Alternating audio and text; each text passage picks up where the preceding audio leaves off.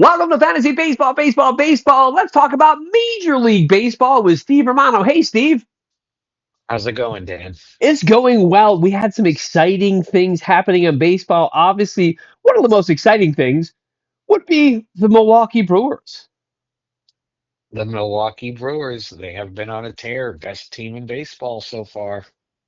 They had their win streak snapped, but they're still way up ahead of any other team. All the pieces are flowing. Well, they had 14-game winning streak. Yep, 14 games. I think everybody in the city got a free burger. I read somewhere, so that was exciting. So And they're they've the had some they've yeah. had some magical wins too. Like there was like three or four in that run where, it was eighth inning, ninth inning. They were behind and they came back and won those games. I think even in their loss, they came back to tie it up. They And did. They did have a magical tie in the ninth, and then they lost it in extras. so the Milwaukee Brewers are the best team in baseball. They have 79 wins. They're on the cusp of 80 wins already here in August. We'll stay in the NL Central. The Cubs are the only team behind them worth a stone's throw, and they're 9 games back. And 9 games with 6 weeks Nice. seems like a lot. Yeah, and wow, that just goes to show you how hot how Milwaukee has been because Yes. remember they were just like neck and neck alternating for a bit For a bit. and Chicago was ahead most of the year, really. yeah, they were. For the first 2 months Chicago was ahead and like Milwaukee was like stalking. And then they caught them and they like were flip-flopping for several weeks, but then since then, yeah, Yes, Milwaukee's 14 been on game fire. winning streak will do that. The Cubs are 4-6 in their last 10, so they haven't really been playing that hot, 500 ball at best. And that's the only race going on in the Central. In the NL East, the Phillies are leading the NL East 5 games ahead of the Mets. The Mets have won their last two, but are 3-7 in their last 10. And the Phillies just lost Zach Wheeler. I Yeah, I thought of you because I know you are a Phillies guy. Yeah. And I mean the first few things, I mean, I didn't like the way it sounded, but now it's really sounding like he might miss the season. He might not be back. Yeah, he might not be back. That's a worry. The same weekend, we had Duran get hit with a line drive. There was some worry. He was carted off. He couldn't put any weight on it, but he came back Sunday and pitched an inning. He's fine. They think it was just nerves. It hit a nerve, and that's why he couldn't put any weight on it. So the Phillies are dodging bullets 5 games ahead of the Mets. And then in the NL West, the only race going on would be the Dodgers and the Padres. All year long, I was including the Giants, but not anymore, Steve. The Padres were tied with the Dodgers for a day, but then they lost three and the Dodgers won three. I think that was a head-to-head matchup, wasn't it? And San Diego's now 2 games back.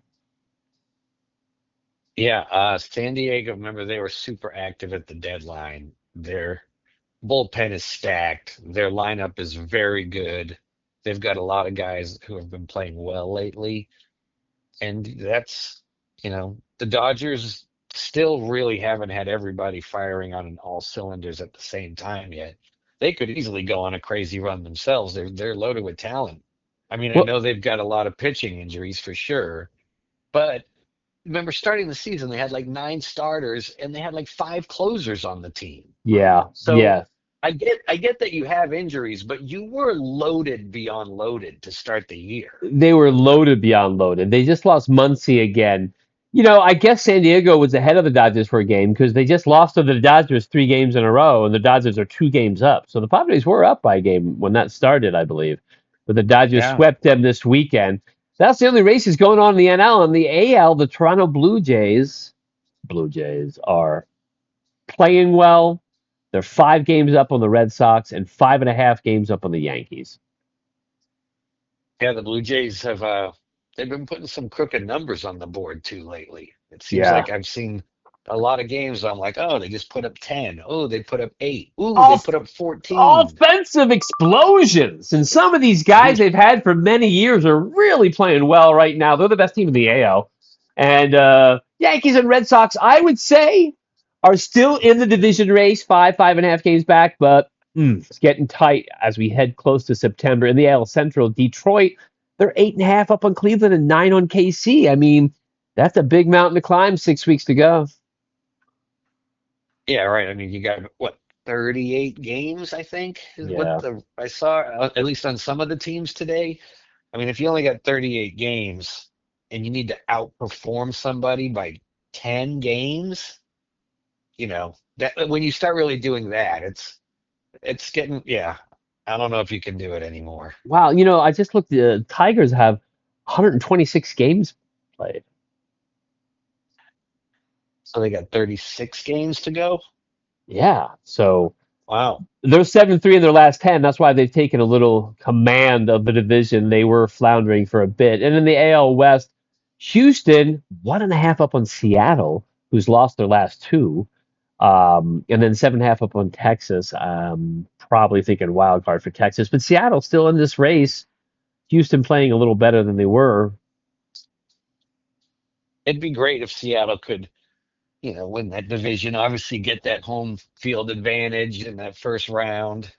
Um, you know, they the pitching kind of stumbled over the weekend and with the Mets. Mets put up some runs on them. It's been their strength too this year, their pitching. But Yeah. definitely, and a lot of things going. You never know. Did they just pitch bad? Was they stealing signs? Were they tipping pitches? A lot of things can go into it because that stuff's going on all the time. By the way, pitchers tipping things. Oh yeah. Yeah, and people stealing signs legally. That is. We go to the wild card race because that's really the only big races. We got a few division races that are close. In the AL wild card, Toronto, Detroit, and Houston, of course, are got their divisions. Boston and Seattle are the 1-2 in the wild card, and the Yankees are 3. But Boston and Seattle are tied, and the Yankees only half game back of them. So Yeah. yeah, Anybody. that's going to shuffle the number 1 spot. And then I gotta say, Steve, these teams would be in it. Cleveland's 3.5 games back, in it. Kansas City 4 games back, 7-3 in their last 10, especially in it. Yeah. Uh, You can. Yeah. Both Sure. both teams After above that, 500. Both teams above 500. But after that, Steve, Texas 5.5, Tampa Bay 6.5, Angels 7 games. I mean, that's a lot of teams in front of them. I think. I mean, listen, 6 weeks ago they could go on a 14-game winning streak. Anything could happen. But it's looking bad for Texas, Tampa Bay, and the Angels. yeah. I mean, if you got to, like, just getting back to, you got to outperform the Yankees by 6 games, right? Yeah, So let's say there's 36 games left. If the Yankees went 18 and 18, well, then you got to go 24 and 12, you exactly. know? And Texas and Tampa Bay and Angels all below 500. Texas 2-8 in their last 10, and that has not helped. Not a Oof. good time of year to start to fade, No. Steve. No, not at all. Steve, without looking, can you tell me who has scored the most runs in the major leagues this year? Is it the Milwaukee Brewers? Yes, it is. Yeah. 645 runs scored. Well done. Dodgers second with 640, and then next would be 626, 36, the Yankees. The Red Sox are only Yeah. 10 runs behind the Yankees with 626 runs scored of the year. Yeah, Did- no, I mean, if you look at that AL East before we do the NL wild card, but if you look at that AL East, um, Toronto, Boston, New York have all scored over 600 runs, you know? Yes, they have. That's great. I mean, that's some good offenses this year, that's for sure. And then in the NL wildcard, Milwaukee Dodgers and the Phillies, of course, are the lead in their divisions. The Cubs, the San Diego Padres, and the Mets are the number 1, 2, and 3. The Cubs 4 games up in number 1 position. San Diego only 1 game back, and the Mets are 3 games behind San Diego. So those are your wild cards right now. But those Cincinnati Reds, even going 5-5 in the last 10, they're only 1.5 games out of it. They're in 4th place in the wild card race. Yeah, they're definitely still shooting for it. I mean, why not now, right? You're past the trade deadline, and now you just want to see your team compete and look good. And if you're only a game and a half out of the playoffs, you're looking to get in for sure. Absolutely. And then these next two teams, kind of on the hump, but with less teams between them, like in the American League, there's a lot of teams between the teams that are 5.5 and 6 games back. But St. Louis is 5.5 games back. San Francisco 6 games back. Um, but they're 4-6 and 3-7 respectively in their last 10. So they're not going in the right direction. St. Louis has lost Mm. five in a row. Five in a row Yeah. lost. Not a good time. I mean, You know, they, there was one point too, I mean, I know they're down there now after Arizona. Miami Marlins are 7 games out of the wild card. Remember, they had a great run yeah, where they reach 500 or they were like a game under it, but they were like good.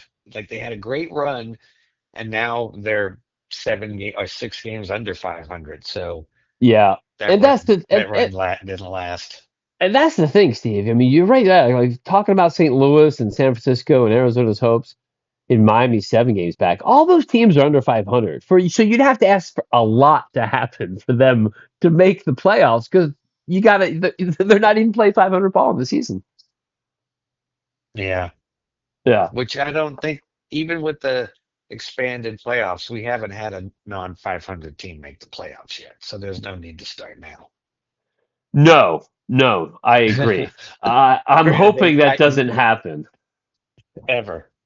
ever. I mean, it shouldn't. I mean, if that happened, that would mean there are some super strong teams that are just a lot of super strong teams that are dominating. There'd have to be a terrible division where everybody's under 500, but the division winner gets in.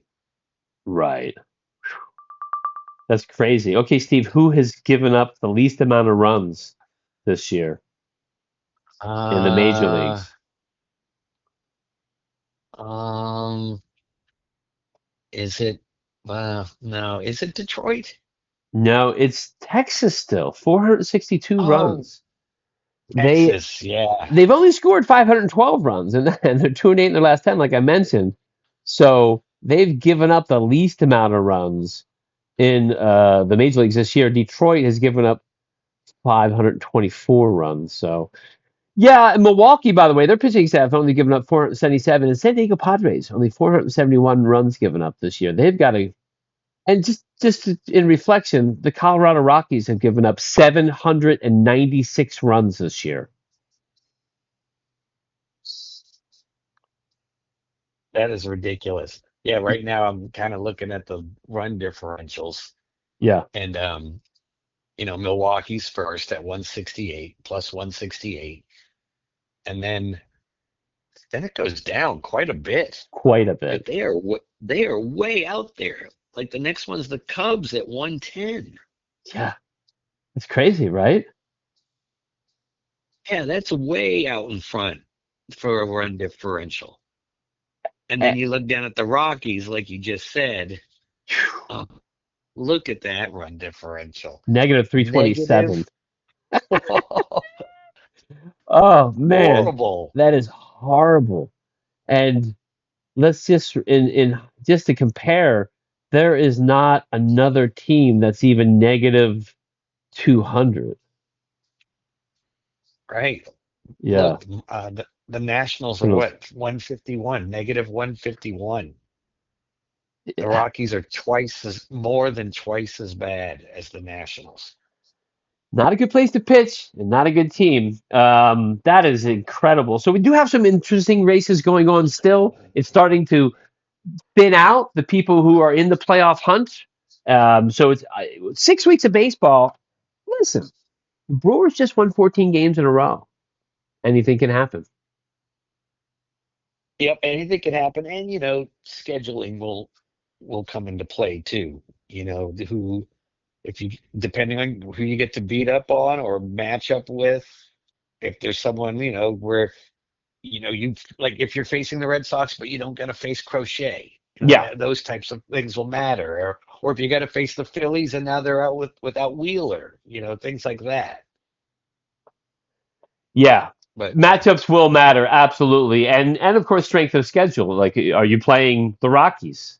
yeah, the Pirates, Logs. I mean, that was one of the things for the Red Sox coming right out of the All-Star break. They had a murderer's row of a schedule where they were playing the Dodgers, the Phillies, the Yankees, the Blue Jays. I was like, good Lord. And then finally I was like, okay, here comes a nice little Marlins Orioles run. That's what they needed. Absolutely, absolutely. You listen. You got to get those wins to make the playoffs, but playing poorly against those better teams, that's who you're going to face in the playoffs. So let's go see some stats now. Batting average, Aaron's Judge with a 333 leads. All the other averages 316, 313. So we're back down to where the averages, would be. We have 8 people above 300 only, with Judge 333 high. And home runs, well, we got 3 people in the 40s. Cal Raleigh 47, Otani 43, and Schwarber with 43. And Cal keeps Yeah. playing well. I know his average the last month has been a little down, but he is still hitting for power and clutch. Yep. And over the weekend he hit 2 homers in out in with the Mets on the road, and one of those he had a stolen base too. So I think he's got 14 stolen 14. Yeah, he's bases. 14 this year. That's crazy.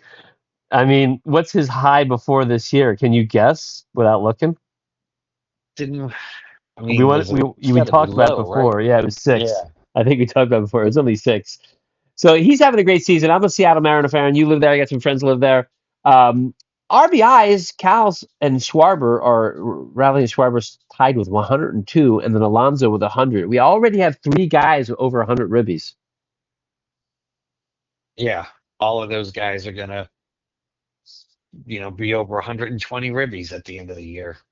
Yes, they are. And just real quick, Suarez is 4th with 94, but boy, has he hit a wall since going to Seattle. He's had a couple good games recently, but Yeah, agreed. He hasn't really lit it up yet, but I mean, like I think I had mentioned, he has had some timely hits, like important hits that you're like, oh, he hasn't done much lately. I hope he gets a hit. Hey, he got a hit, and then somebody else hits a 2-run homer or something like that type of thing. So, we'll see. we'll see. But he's he can go 1 for 4 as long as that one's a big hit at the right time. In walks, Soto has 96 walks, has a batter. Devereaux's 86, Judge 85, Otani 83, and Schwarber 81. Those are your walk leaders. Devereaux's still in second place in walks. That's crazy. It is crazy. I mean, he definitely hasn't been as good in San Francisco. And I just saw a stat that said since the Devers trade, San Francisco has the second worst record in baseball. Well, there you go. Coincidence? Maybe. Um, Strikeouts. I'm a Devers fan too, but I know as a Red Sox fan, and he got at some bad press because of his reaction about moving positions this year. So, not a good year for Devers overall, or the Giants here as we go to the last part of the season. In strikeouts, Riley Green still leads with 162. Yeah, 162. 162 in 122 games. So basically four strikeouts in every 3 games. Oh my God. That's really not that bad, right? 4 strikeouts I mean, that means he's striking out what, 1.3 times a game? I mean, I mean, like, wouldn't you expect a run producer, a definitive run producer to strike out once a game, right? I guess if you put Uh, it that way, we are definitely trained to not mind the strikeout anymore. If you put it that way, yeah, it doesn't seem so bad. Baseball was definitely more of a contact sport back when we were kids. But 1.3 strikes. So you're saying, yeah, if you play a full season, 200 strikeouts is only 1 point what? 200 1.3? strikeouts and 150, so that'd be like four Yeah, and three. 1.3. Yeah, Yeah, four into three. Yeah, so yeah. 1.3. So So it yeah, doesn't, and you're if a guy right. like You're right. yeah, I mean, I don't know. I mean, No, I think you're it's a right. bad number, but Well, I mean, maybe people like, James Wood, he's got 25 homers, batting 258, and Riley Green has having a good season, 28 homers, 90 ribbies, 265. Otani, Schwarber, the next two. I mean, it all makes sense. McMahon then has 148 and Devers 147. It's at 1.3 a game for a guy hitting 30 homers and being a run producer. You're right. Doesn't seem like too much. Of course, if you only get 3 at bats, that's half your at bats, almost. I'm just saying. Uh, that's a lot of strikeouts, 200 strikeouts in a season. If you break it down like that, though, Steve, that's the first time I realized that. I guess it's not as bad as I realized. Let's go to some pitching stats, shall we? Before we get off talking about Major League Baseball. Well, Steve, we have one 15-game winner. It's Peralta. He's got 15 wins. Peralta, that he got that 15th one earlier today because of the Yes. Cubs and the Brewers are playing today, a doubleheader. And I had that on for a bit earlier. And or was that yesterday? Am I confusing yesterday? But No, they're playing a no, I think it was doubleheader. today. They're Yeah. playing a doubleheader, yeah. But yeah, it made me go back and look through his stats. And he's having a fucking great year this year. I mean, he's had a couple of really, really good years, and then he's had a couple. Then he's followed those years up with kind of like years. But this year, it's like it's all in the play this year. Absolutely. I mean, his ERAs have always been a little high. He had the 2.81 ERA in 2021. This year is the 2.71. He was 10-5 that year in 28 games. He's got 26 games already. He's 15-5. His WHIP is 1.10, and his batting average against is 199. So Yeah. he is having a great year. And I think when you're a number one team, it just all great teams have at least that one stud, and Peralta's that stud for the Brewers. And the Red Sox have Crochet, and he's got 13 wins. He's tied with Fried for the Yankees with 13 wins. Well, Red Sox, I mean, let's see. So he's got 18 decisions and 7 no decisions. Seems like more.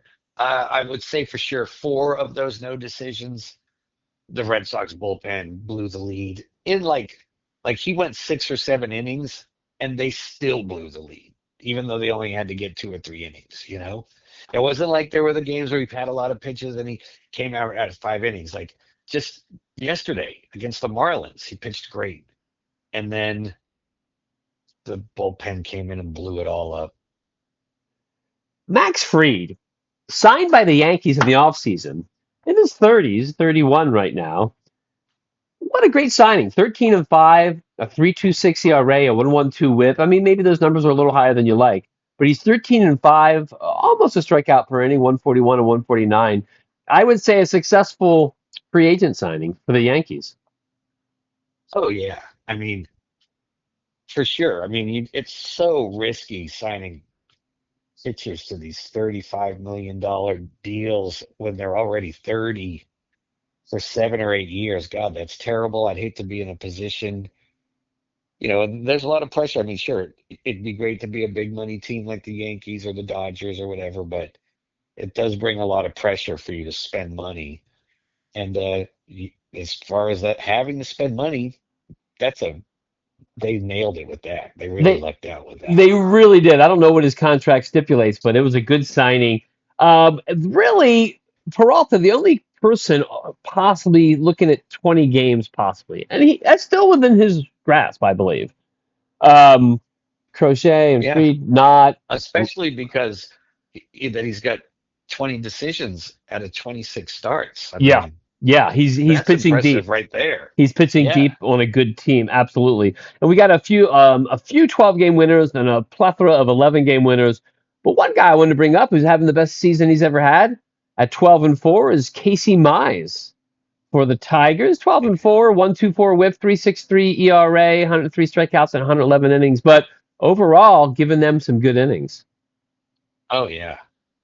And he's just still kind of developing, right? I mean, I don't know his age, but I think he's still pretty young, Casey Mize is right? 28. Oh, he's a couple Been of years around older since than I would have 20. thought. Been around since 2020.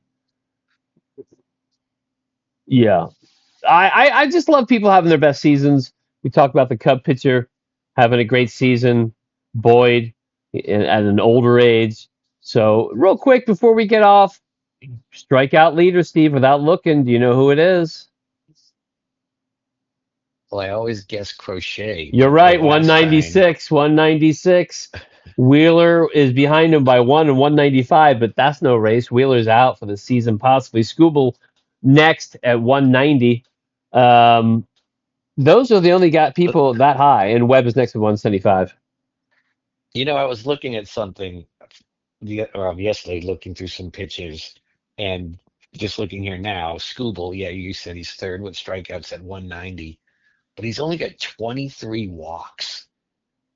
And if you look at everybody else, Like the What? next closest is Wheeler at 33. So I mean, Sonny Gray, but then you got to get to innings pitched. Oh no, Sonny Gray's having a good time too, only 24. Wow, that is some control. That Joe is great. Ryan, 27. Yeah, but Wow. Scooble, the crazy thing is that his strikeouts are also so high. You know what I mean? Like that drew my attention when I was looking yesterday, and I was on Fangraphs, and I saw that his strikeout rate was like 30 something percent, which is nuts, right? Yeah. And there's only about 40 or 50 guys starters. I was looking at starters who have a strikeout percentage of 20% or more, you know? So if there's only 40 or 50 who have 20%, there's only like, six or seven that have 30%. And Scooble was first. And then I looked at his walk percentage, and his walk percentage was like 4%, Oof. which is crazy low. So I'm like, holy cow, the guy's striking out 30% of the batters and only walking 4%. Yeah, that's an amazing season. That's the type of stat you'd see from old school baseball like 60 years ago. Absolutely. I mean, and you look at WHIP, there's one, two, three, four, five, six, seven guys under one run, but Scooble's the only one with a 0.87 WHIP. Oof, yeah, That that is having crazy. just a nasty season, but only 14 decisions in 24 starts. So, Wow. It's funny because you think he's on a bad team, right? He's on a bad team. That's why he's not getting those wins, right? Well, don't forget, Steve Carlson went 27-10 for the last place Phillies in 72. So it's a crapshoot, because that was a yeah. very dominating season by Steve Carlson in 1972, 310 strikeouts. We'll end it on walks only because there's a couple names I want to bring up. League leader in walks is Gavin Williams. And didn't Gavin Williams flirt with a no hitter recently? He Oh was yeah, he did. he had Yeah. 4 walks, 6 strikeouts.